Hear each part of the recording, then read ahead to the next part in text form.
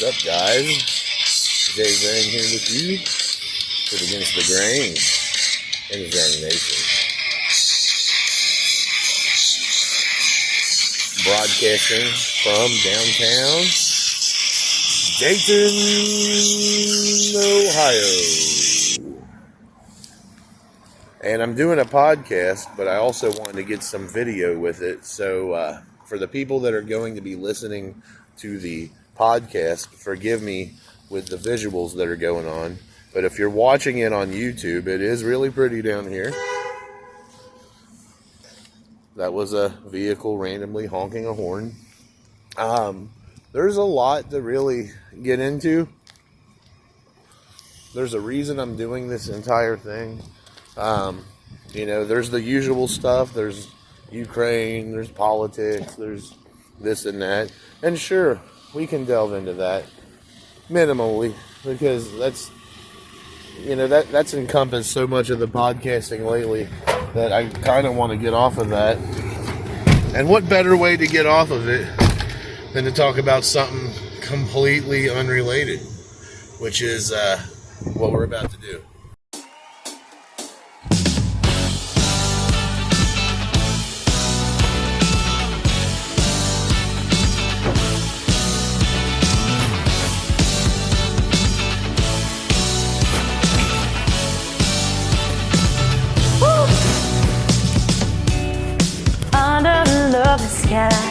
Gonna be with you, and no one's gonna be around. If you think that you won't fall, just wait until the sun goes down. Underneath the starlight, there's a magical feeling so right. Feel it still your heart tonight. You can try to resist, try to hide from my kiss, but you know that you can't fight the moonlight deep in the dark. You surrender your heart. So the first subject matter, I've been promising a review of the Google Chromebook, and here it is. This is offered through Metro PCS. This is the Google Chromebook with, and I'm going to hit something here. Hold on, give me a prompt.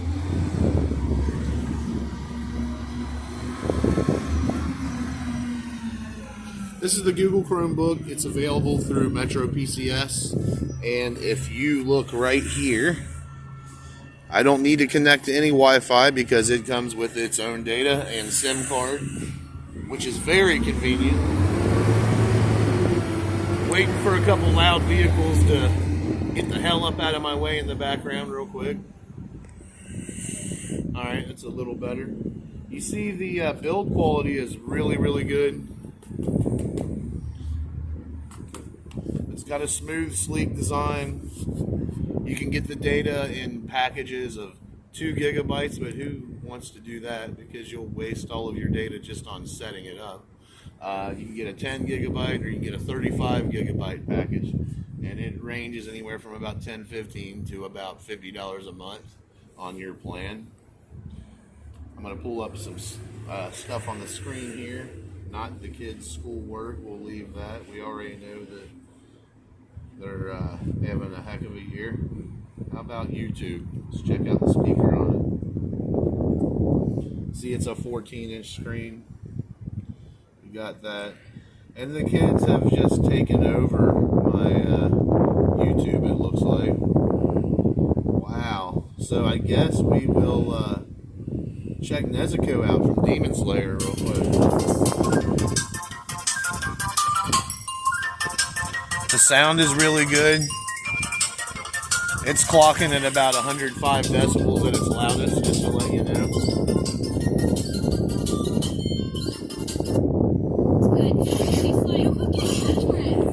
See how fast it's operating.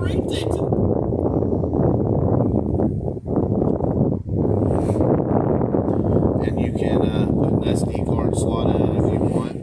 The only downfall, not a touchscreen. And I have a pretty cool gaming mouse that I have with it that helps me out. But yeah, that's the only bad thing, is it's not a touchscreen. some data for about $300. And I really have to recommend it if you're like me, if you're on the go all the time, if you're homeschooling, or if you have kids that you're homeschooling and you're just active and you're out and about. It's a must-have for the individual that is on the go all the time. So, quick review, that's all I got right now, and on to the next subject matter. The reasoning behind my little music videos I'm doing in between is because I wanted everybody to know I downloaded Smule, and I really, really like it. It's $10 a week. I didn't realize that, so I'm going to cancel the subscription. I don't want to pay a bunch of money, but while I do have it, I'm really enjoying it. You heard some songs I was covering, some Tim McGraw. You saw that duet that I did with Leanne Rimes. That was a lot of fun. If you have some money, get Smule if you can afford like $40, $50 a month on karaoke. I have other methods and means by which I can do it for free, but man, it's interactive, it's fun. I have one video that got like 100 hearts already in just the last couple days. So yeah, it's pretty intense. But the Chromebook, I did not tell you the clock speed. The base clock speed is 1.6 gigahertz. The burst clock speed is 2.48, and it has the Intel Celeron dual core N3060 in it, so it's pretty quick. And hold on, I'm gonna check the pixel density out for you. Hold on, give me a second. Hold on. And I'm sorry about that Chromebook review for people who were not able to look because they're listening to the podcast version instead of the video version. You might want to just take a quick look at the YouTube video just so you can see it. But it's not 14, it's actually just shy of 13 inches. And at 239 ppi, you're running 2560 by 1700 on the pixels. A 3:2 aspect ratio, 400 nits. The Wi-Fi is, of course, dual band, and it supports the newest Wi-Fi. So you're good there. And one weird thing I've had with some of the newer phones on Wi-Fi is if it's password protected, like you're at a hotel or something, even though you put the password in correctly, I'm seeing some issues with the newer phones with the older Wi-Fi. It won't let you in. It'll say no internet connection. Just a little warning. There might be some tweaks needed with some of the newer Wi-Fi on some of these phones. So there's that. Alright, on to my next little spot now. And you're getting views of downtown Dayton if you're watching the video. If not, sorry. But anyway, what I was going to segue into, we did our electronics segment. And I said I would talk a little politics, but I don't want to get politicky this time. I'm really not on it right now. I'm getting fed up. It's the most ridiculous thing ever. We know Biden is silly, and we know that he says stuff and he jumbles his words all the time. So when he was in Europe, I believe he was in Poland, he was giving a speech. He was, doing pretty good, following the teleprompters. He was being pretty eloquent. And at the end of his speech, he said, "We cannot let this man remain in office." And when he said that, the way that he said it really sparked an outrage. We cannot let this man remain in office. He kind of said it under his breath, and I know what he meant. He was basically saying, like, dude, this guy has a problem. There has to be a way he can be elected out of there, or something has to give here, because millions of lives are at stake if this continues. Like, they're already at stake between the amount of people dead and the amount of people that are dispersed and forced to leave their homes. Yeah, he meant that this dude, Putin, can't remain in power. But instead of the world and the political platform take it as that, they immediately started huffing and puffing oh no, that meant he's going to try to forcibly get him out of office. He's going to try to do to Putin what Putin already fears. Are you kidding me? He said none of that. And anybody with a lick of common sense knows exactly what he meant. He meant that this is terrible what he's doing right now. That's all he meant. And I never stick up for Biden. I think he's a babbling buffoon. And I'm sticking up for him now because of the stupidity of the political platform that's saying all this other stuff about, oh yeah, we got to get him out. We got to get him out of here, is what he said. He wants to overthrow the government in Russia. Shut up. He said it under his breath, and he said it after a speech, and he's frustrated right now. He meant what he said. He didn't mean anything else that was overkill. He didn't mean he's going to try to overthrow Putin. So the political world is just the stupidest place to be right now, and that's why I'm not trying to get into it tonight. I'm standing with Ukraine. QAnon is ridiculous. They're backing Putin. They're backing Putin's war, and they're for it. And there's a weird reason because of that. But I'll talk more about that later. Right now, I'm frying different fish because politics is so stupid. So anyway... Okay, so the right foods to help battle Candida. First and foremost is coconut oil. Coconut oil. And you can cook foods with coconut oil. You can use it instead of like Wesson or whatever, cooking oil. Use coconut oil for that.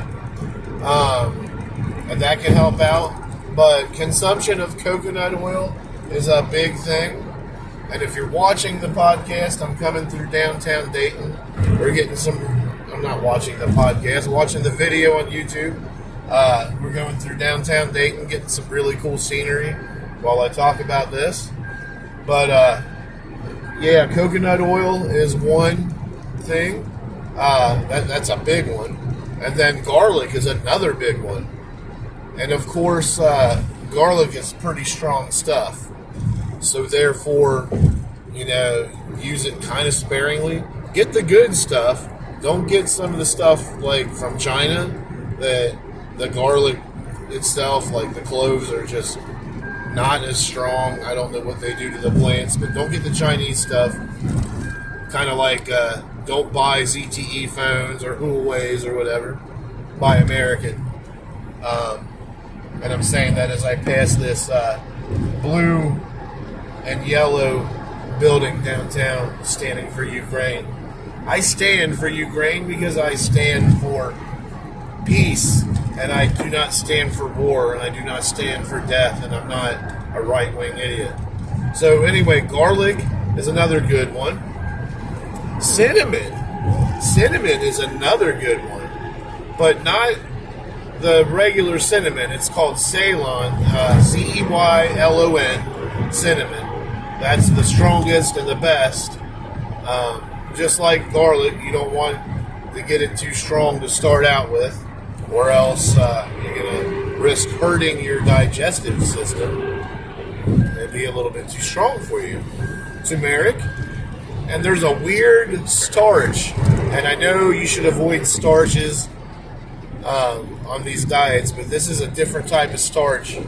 Not very well known here in the West, but over out east, it's a little bit more known in like your Middle Eastern and European and Far Eastern countries, and that's the rutabaga. The rutabaga. You could even go as far as, they make sweet potato fries. Make some rutabaga fries. Eat some rutabagas, man. That has good anti-candida properties and fungus-fighting properties about it. And then there's a few other things. There's turmeric. There's seaweed. And I'm really thinking about trying seaweed. That sounds disgusting. If you're watching the video, we're passing UD Arena and University of Dayton now. Go Flyers. But anyway, I'm really thinking about trying seaweed just because of its its rich anti-fungal fighting and weight burning properties that it has. Pretty much the seaweed and algae, not just a green slime, and it does a lot. Stuff that has olearapin in it. If you can find stuff with olearapin in it, olearapin is really strong for speeding up the metabolism, helping out with the weight loss, and also taking care of fungal infections that are in the body, which will help fight the fungus on the outside. Just saying. And there's stuff that you want to avoid while you're on the Candida diet as well. And we'll talk about that too. You're going to want to avoid all the things that I love, basically, which makes this really uncomfortable, which is bad. But you know, growth doesn't occur in a vacuum, and change is needed, no matter how uncomfortable that may be. So I'm going to potentially push myself into trying exactly what I'm talking to you about. The foods to avoid are cheese. Damn it, man. Cheese, are you serious? Starches, sugars, sodas, and anything that has too much artificial sweetener in them as well, which I'm riding the fence on the diet simply because of my energy drinks. I don't need the full strength monsters with sugar in them, but the sugar-free ones, I'm going to have to investigate what replacements in there. And if it's, sweet and low or something like that that's going to be bad, I can't. But hey, another thing, stevia sugar, the pure leaf, that's a good sugar replacement, and that's okay for this Candida diet that I'm talking about as well. Just, that was random. But anyway, yeah. And that's pretty much it for now, because of time constraints. I did want to tap into sports really quick. Everybody's out. Houston's out. UCLA's out. Pretty much everybody I was going for, they're out. So we're down to 4 final teams: Kansas, Villanova, Duke, and North Carolina. And all blue bloods, and all blue colored team uniforms, like just complete blue blood teams. I would like to see Coach K go out and win it all. I would like to see that. That would be a great way for him to exit after 40 plus years as a coach, the amazing stuff he's done. I never really liked him, with no reason. The only time my Bearcats played him, we won. It was the grade 8 shootout in Alaska. Bob Huggins has a 1-0 record versus Coach K. Like, I have no reason to dislike him. But after I found out things about him as a person, the way he handled being treated like crap from Bob Knight and everything like that, with his book having came out, I have a lot of respect for that dude. So I'd like to see him go out with a bang and win it all. But I also kind of like Villanova. I'm feeling the Wildcats from Villanova. So I'd be happy to see either of those two win. Don't like Kansas. Don't really particularly care for North Carolina too much. Duke or Nova. That's all I got in terms of that. So we've effectively talked about fungus infections, politics, sports, and a computer review all in one vlog/podcast. Very, very, very, very interesting. What a weird mashup. I will talk to y'all soon. Take care, stay safe, and it's Jay Zhang, that one cat that God lets bless. his nuts hang, always down to do his own damn thing, write his own songs, but he belongs in a mental asylum or on an island somewhere south of Thailand.